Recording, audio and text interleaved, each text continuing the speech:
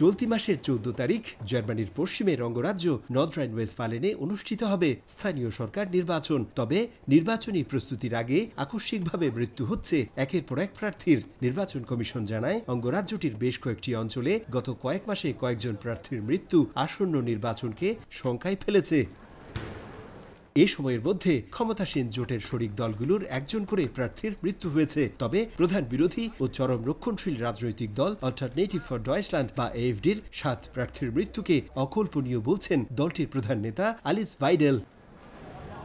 যদিও এই ঘটনাকে স্বাভাবিক বলছে জার্মান সংবাদ সংস্থা ডয়েচে প্রেসে আগেন্টুগর ও স্থানীয় নির্বাচন কমিশন। প্রার্থীদের এমন মৃত্যু বিশেষ কোনো দল বা নির্বাচন কেন্দ্রিক নয়, বরং যে কোনো সময় যে কোনো পার্টি ও নির্বাচনের সময় হতে পারে বলে জানান তারা।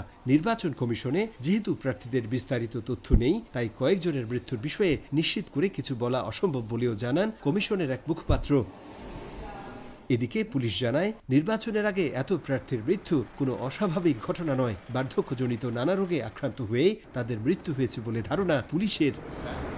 জার্মানিতে স্থানীয় নির্বাচনের আগে বিভিন্ন দলের কমপক্ষে 16 জন প্রার্থীর মৃত্যু নিঃসন্দেহে অবিশ্বাস্য এক ঘটনা।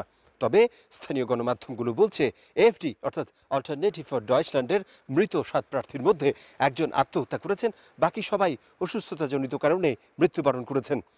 তবুও এসব মৃত্যুর পেছনে রাজনৈতিক দ্বন্দ্বকে উড়িয়ে দিচ্ছেন না দলের জ্যেষ্ঠ নেতারা।